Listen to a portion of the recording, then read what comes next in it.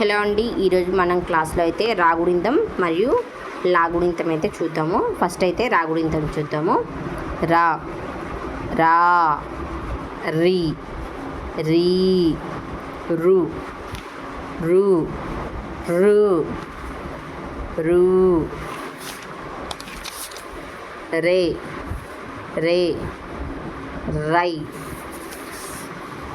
రో రో, రౌ, రమ్, రహ.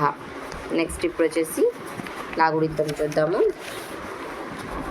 లా లా, లి లీ, లు లూ, లాకృతం से लू लू, ले ले, लाई,